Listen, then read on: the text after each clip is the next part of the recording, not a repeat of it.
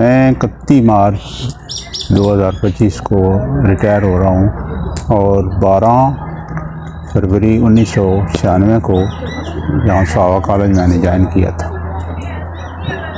رضوان صاحب میرے بہت اچھے اسٹوڈنٹ ہیں، یہ آج کل یہ ٹیچنگ کے شعبے سے وابستہ ہیں، تو انہوں نے اصرار کیا ہے کہ آپ اپنا چند الفاظ میں پیغام جو ہے یہ اپنے دوستوں اور طلباء تک پہنچائیں۔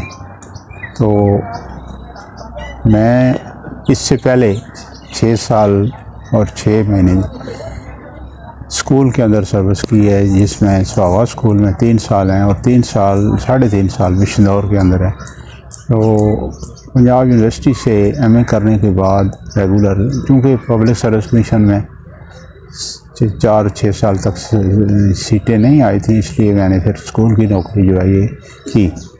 تو اس عرصے میں بھی اللہ کا فضل و کرم ہے کہ بہت اچھا ٹائم گزرا ہے، بچے اچھے ملے اسٹوڈنٹ، اور پڑھانے کا بھی کچھ تھوڑا بہت زمانہ تھا اس وقت۔ تو اس کے بعد کالج میں جب ہوئی تو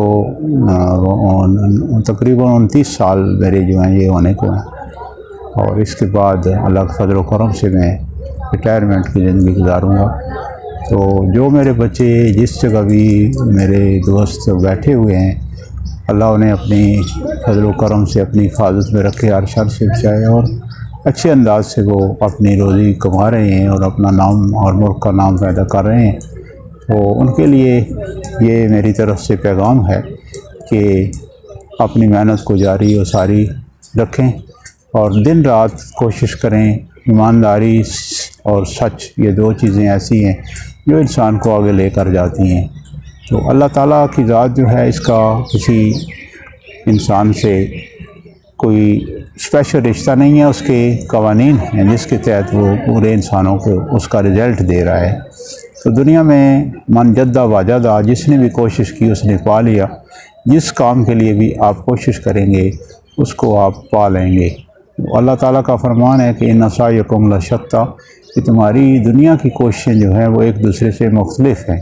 تو جس کام کے لیے بھی انسان کوشش کرتا ہے، اچھے کے لیے کرتا ہے، تو اس کی جولی میں اچھائی کے ثمرات جو ہیں وہ آتے ہیں، اور جو برائی کے لیے سوچ رکھتا ہے تو اس کی پھر اپنی بھی شامت اعمال ہوتی ہے، وہی نتائج اس کے نامہ اعمال میں اور دنیا میں بھی اس کو ملتے ہیں اور آخرت میں بھی۔ تو دنیا آخرت کی جو ہے یہ کھیتی ہے۔ تو یہ بات سچ ہے کہ دنیا میں جو اچھے اعمال کرتے ہیں، ان کی اولاد اور ان کے خاندان اور ان کے دوست احباب جو ہیں وہ ان کو اس کا ضرور صلہ دیتے ہیں، اور جو لوگ دنیا میں بھی بری سوچ کے عامل ہوتے ہیں وہ کبھی بھی نہ پھلتے پھولتے ہیں اور نہ انہیں دنیا میں سکون اور عزت نصیب ہوتی ہے۔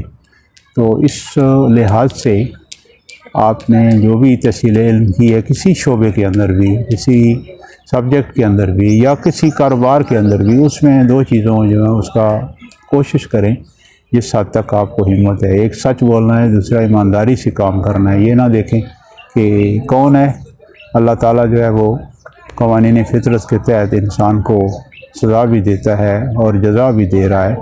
تو دونوں طرف سے اس کی حقیقت میں تو رحمت ہی ہے، لیکن ہماری اپنی اب اس کی مرضی ہوتی ہے کہ ہم اس کو کس اینگل سے دیکھتے ہیں۔